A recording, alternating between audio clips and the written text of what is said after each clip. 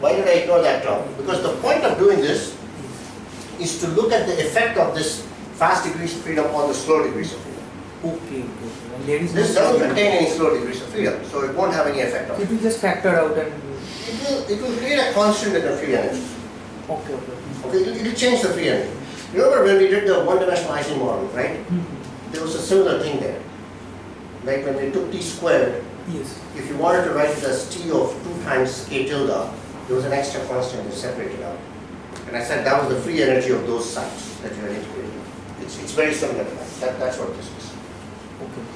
Okay? So, right? Everybody happy with this? Okay. So we do it, and this sign is minus. So the only term that survives out of this, so e to the average b is going to look like e to the minus lambda over 4. And remember, it's phi greater squared at the same point.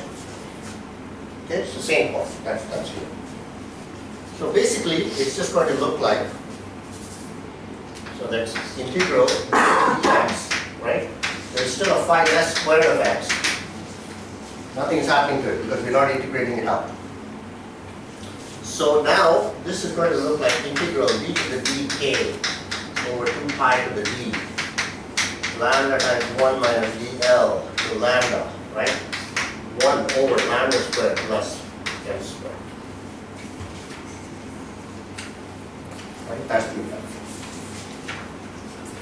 Okay. So now, this integral can be done, okay? Especially if dl is very small, which it is. dl is infinitesimal. So what I'm going to do is I'm going to define a number called s d minus 1. It's connected to the area of the d minus 1 dimensional sphere. Okay? But it's got a 2 pi and so on in it. Okay, so let me say the following thing. It's d omega d minus 1 over 2 pi to the d. Okay? That's what it is. Alright? Good? So, this thing doesn't depend on angle. Right? So I can basically integrate out the angles. And then the actual integral itself, right, what is it going to be? Let's just count dimensions. So I'm going to write down some answer, and then we will see that it has to be correct. So it's proportional to dl, right? Certainly also proportional to 1 over lambda squared plus m squared. Right? And then it's going to have an s d minus 1, but it's also going to have a lambda to the power of d. Just look at the dimension. Right? You've got to be there. No other choice. Okay?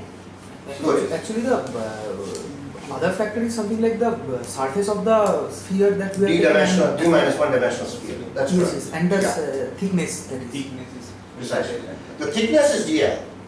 lambda into It's lambda times dl. that lambda. But then it's all included. Okay. I won't say anything to you because you helped me out. Okay? So, all right. So that's what it is, right? Good. So now let's ask ourselves what effect this has on the m squared term, because this is going to go back and normalize the m squared term because it's a phi squared, right? So let me say then that m prime squared is going to be equal to m squared times 1 plus dl squared, right? This came from the tree level scale that we already did. And now there's going to be this back reaction of the lambda term onto the m squared term comes to the minus sign in the effective action, right? Because it's e to the minus s, right? So this comes to the positive sign, whatever is happening here. Okay? So all that we have here. There's also a 6 here, by the way. Yeah, and is there another D? There's a 6. Sorry, a D. Yes. I'm sorry, but What D? Which D? Dimension D? No. so How can there be a dimension? it's a lambda D minus lambda into 1 plus D dl to the whole to the D, right? What? Oh, no, he's No, no, the thickness of the shell is lambda times dl. No, when I'm integrating the radial part, maybe The radial part is the infinitesimal part. So I've done the area integral. The area integral gives me a lambda to the d minus 1 correct. times a lambda dl. So that's the lambda to the d. That's what he was saying. actually it's something like that, that we have, if we just raise that lambda to the power d into 1 minus dl to the power d minus lambda to the power d, that just factored out the d. Possibly. What? Come on. That's ridiculous. Look. The thickness is the only infinitesimal dimension. Okay? Okay, When I do the okay. angular integral, there is no thickness involved. Understood. No, I'm not talking about the angular integral actually. So after the angular integral, This is correct. This is actually correct. But yeah, anyway, I shouldn't stop. Yes, go ahead. I was just saying that after doing the angular integral, I have a k to the d minus 1 dk integral. Yeah. I'm saying that gives me a lambda to the d, capital lambda to the d minus that other thing, right? Which But other thing? the lower limits is lambda times 1 minus dl whole to the d. Yeah. But 1 Not to the minus D, that's the point, not to the D. It's not to the D. I'm missing something. Okay? No, I'll just think. Yeah, it's all included inside SD minus 1. The thickness, the thickness is the only infinitesimal dimension. So 1 minus DL can only appear once. Cannot appear more than once. Okay? Good, so that's what it is. Alright. So then, let's see what happens here. So I have a plus, okay? Now, I have 3 by 2 lambda, right? A 6 and a 4. And then I have this SD minus 1. And then I have lambda to the power d divided by lambda squared plus m squared. Okay, that's what I have. That's the renormalization of m squared times dl, sorry. Okay, good. Now I don't like all these powers of lambda because you see the reason these powers of lambda are appearing is because the couplings that we have are dimension full. We want to make them dimensionless. So let's do it. Okay, how do we do it? We use the engineering dimension or the naive dimension of these fields. So we say that m, so let me define m squared, is m tilde squared times lambda squared. Okay, because the dimension of m squared was 2. Right? So if I put this here, that will take care of the naive dimension of m squared, leaving behind something dimensionless. Okay? Good. Similarly, with lambda, I will define it as some lambda tilde times lambda to the 4 minus d. Okay. Again, the naive dimension of lambda was 4 minus d, and this will deal with that. If I have done everything correctly, then this entire equation should become dimensionless. Okay? So let's just check that.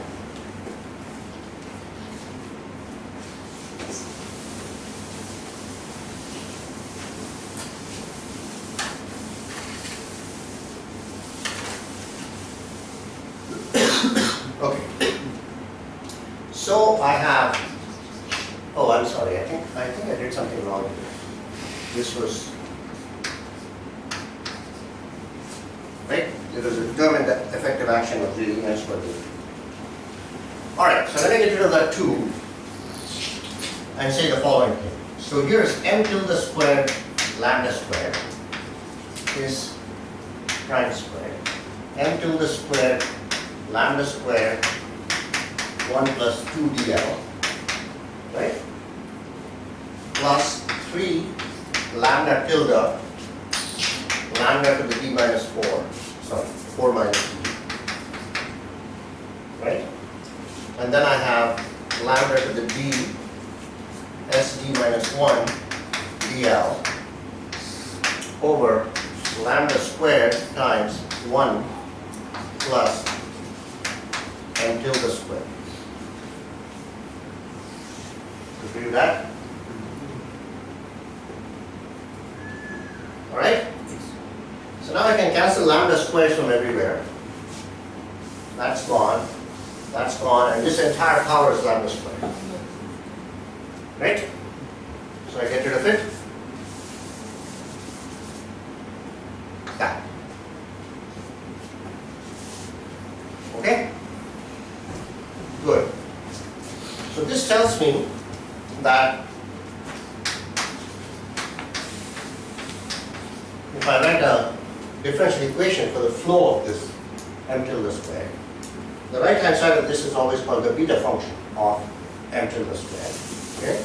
What does that look like? It looks like 2 times m tilde squared plus 3 lambda tilde sd minus 1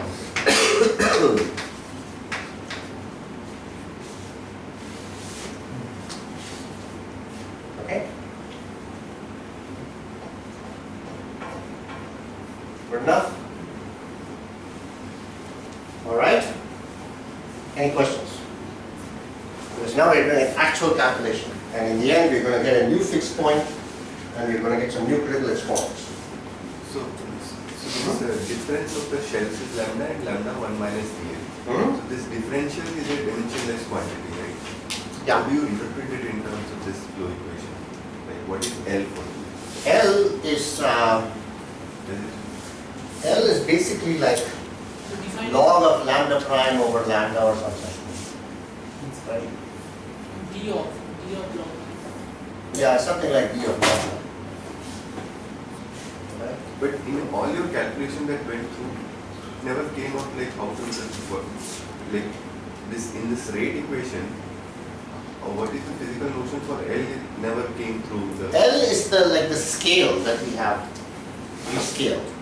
Okay? So in other words, remember what we did with x, right? Remember we said x prime was x times 1 plus dl. Right? If you continuously do this, eventually you know that this is going to become x e dl, right? So that's the amount by which you rescale. Okay, so you start with your bare effective theory if you want. Okay, at L equals 0, and then you start rescaling it, and by the time you've reached L, it's rescaled in physical units by e to the L.